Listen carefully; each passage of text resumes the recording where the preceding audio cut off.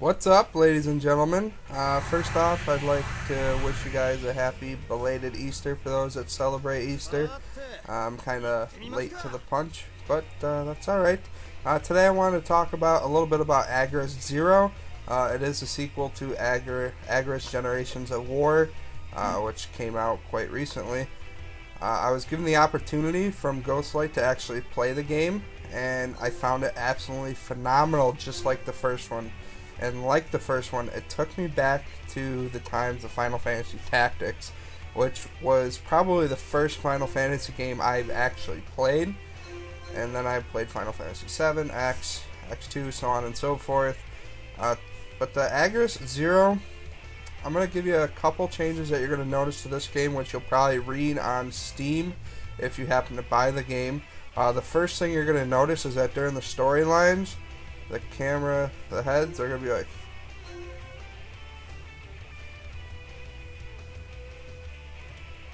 okay, it's going to look really weird at first.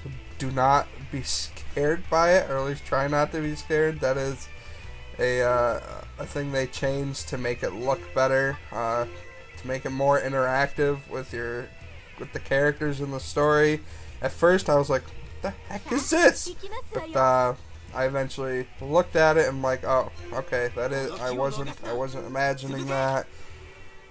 The second thing you're gonna notice is that you're actually gonna be able to design the path of your character right away.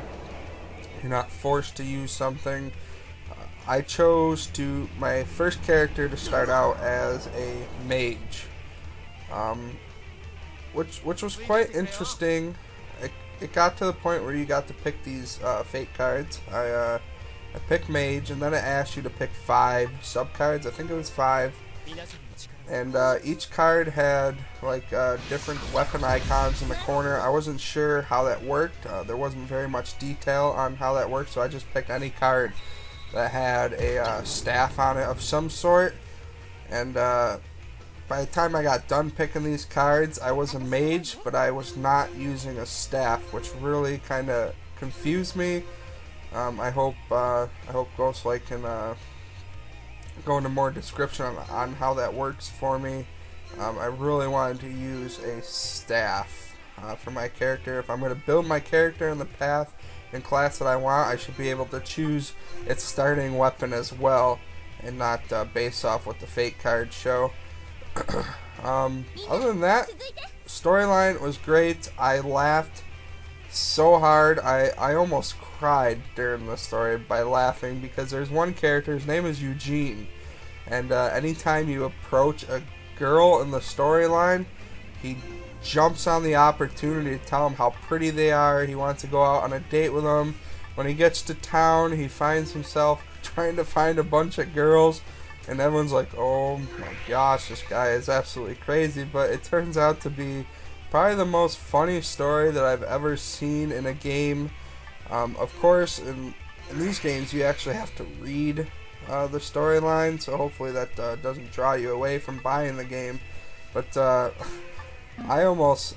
think I started to cry from how hard I was laughing. It was great. I don't really want to give the story away. Like the first one, you have a quest you have to go on, you have to win the war. You also have to find a wife, which you will go based on the questions that you answer throughout the storyline, the quests that you do during vacation days.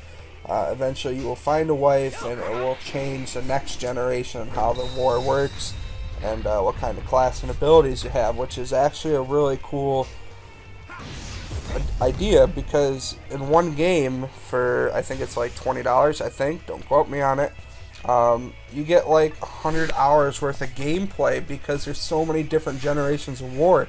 So you're getting like 5 games in just one, and if you're okay with that, it's a great idea. Okay, it's a lot of gameplay. I mean, there is a bunch of story to it, but what's a game without a storyline? A good storyline, of course. Let's see what else there was. Oh yes, the fighting is the same as the first one. If you enjoyed the turn-based strategy of moving, in fighting, you're going to love this. Again, there are skills that you can combine to make bigger ones, which you will probably be watching as I'm talking here, so you don't have to stare at me for like 5 minutes, you know. I'll show you a little clip of fighting. It will be with my second character. That way I don't show you too far into the game. I don't want to go too far, but I'll show you a bunch of skill combos, which you probably already have if you played it. If not, enjoy them. I'm going to see if I can find a boss for you, at least, but I may not be able to. I think that's just about it. I'm probably going to give Agarest 0 again a 9 out of 10. It was just a perfect game. It kept me going at the edge of my seat.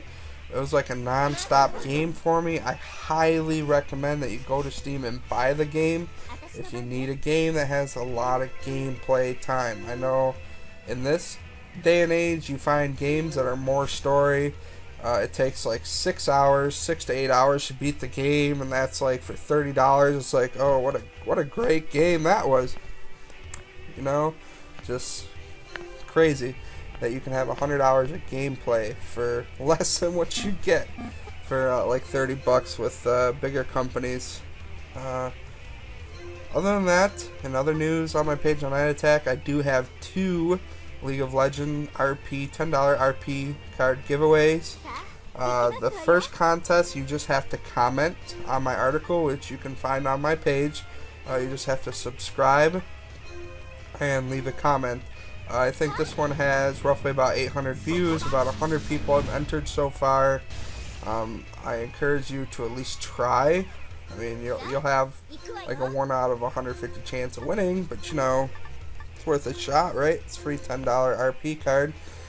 If you're really looking to win, I have a contest that I've had up for the same amount of time that no one has entered yet. And this one is, you have to act like a champion. Do your best impression of a champion of your choice. You have to record yourself with your summoner name, your name, and like a 20-second impression if you want.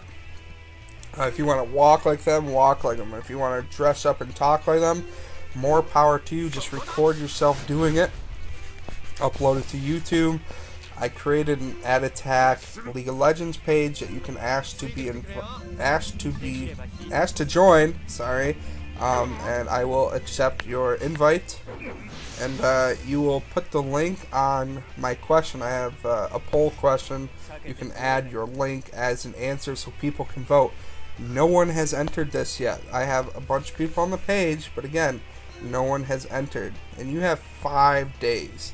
So if you want an easy $10 RP card giveaway, that may be your best option. Just make it good, because once one person enters, another one is going to try. I would love to act like a champion from League of Legends, but I'm pretty sure I cannot do that this morning. I can do other games, but not League of Legends. But in the meantime, again, just keep an eye out for the contest. Make sure to subscribe to my page. In the next week or so, I'll be buying a couple indie RPG games from Steam that I've yet to try. And I'm going to be doing another video review for them with a little gameplay in it. I'm also in the Trove Alpha, so I'll have a couple gameplays of that if you're interested in seeing the difference between that and Cube World. I think that's just about it. So, guys, have a great day. Ladies, have a great day. Please subscribe to my page. I know this may be boring to you, but it is a lot of work. So I will talk to you later. Have a great day. Bye.